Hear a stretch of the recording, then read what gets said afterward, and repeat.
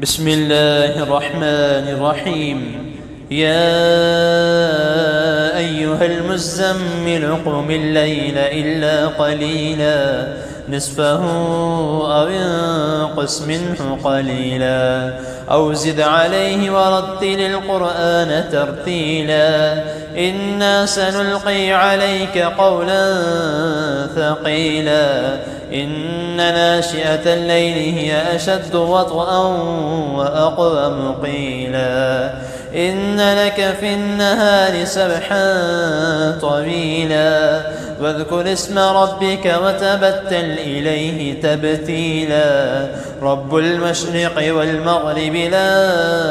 إله إلا هو فاتخذه وكيلا واصبر على ما يقولون واهجرهم هجرا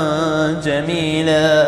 وذرني والمكذبين أولي النعمة ومهلهم قليلا إن لدينا أنكالا وجحيما وطعاما ذا غصة وعذابا أليما يوم ترجف الأرض والجبال وكانت الجبال كثيبا مهيلا إنا أرسلنا إليكم رسولا شاهدا عليكم كما أرسلنا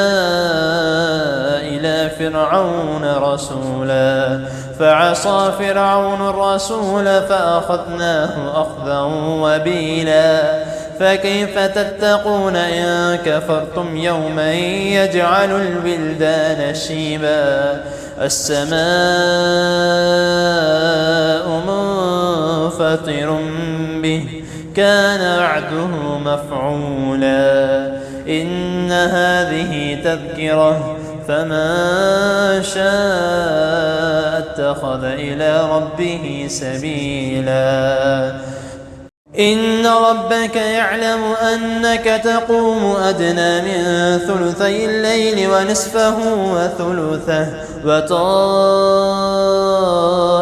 من الذين معك والله يقدر الليل والنهار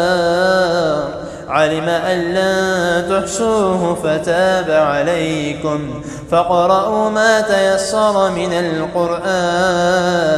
علم أن سيكون منكم مرضى وآخرون يضربون في الأرض يبتغون من فضل الله وآخرون يقاتلون في سبيل الله فاقرؤوا ما تيسر منه وأقيموا الصلاة وآتوا الزكاة وأقرضوا الله قرضا حسنا وما تقدموا لأنفسكم من خير تجدوه عند الله هو خيرا وأعظم أجرا واستغفروا الله إن الله غفور رحيم.